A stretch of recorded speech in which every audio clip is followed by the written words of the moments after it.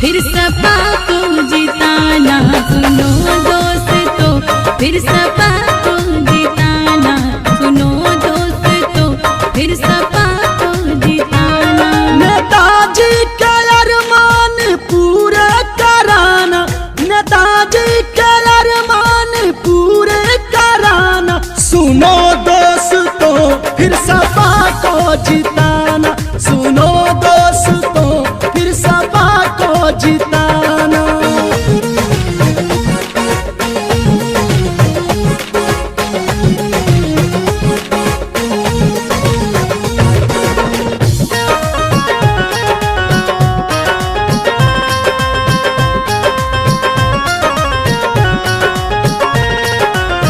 सबसे अच्छे नेक इरादे पूरे करते हर एक वादे। फिर में दवाई फिर में पढ़ाई, रोजगार सबको मिल रहा भाई।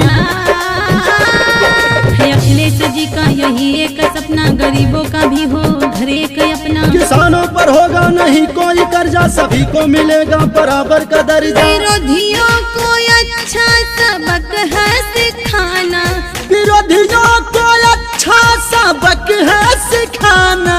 सुनो दोस्तों फिर सपा को जिताना, सुनो दोस्तों फिर सपा को जिताना।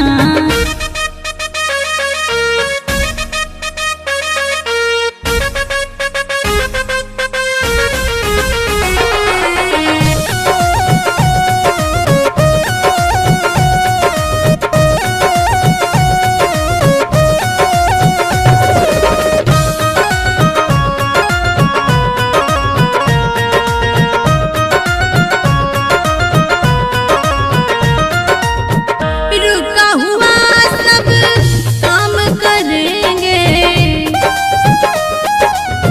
सुख दुख में यही साथ रहेंगे। मुलायम जी जैसा नहीं कोई नेता, मसीहा गरीबों के भारत के बेटा।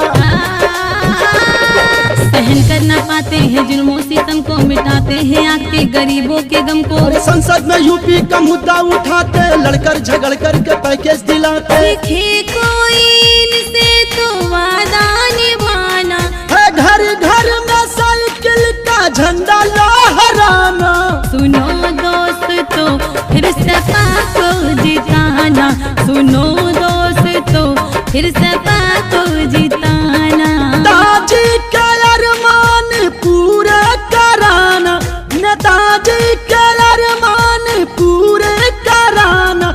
सुनो दोस्तों फिर सपा को जिताना, सुनो दोस्तों फिर सपा को जिताना, सुनो दोस्तों फिर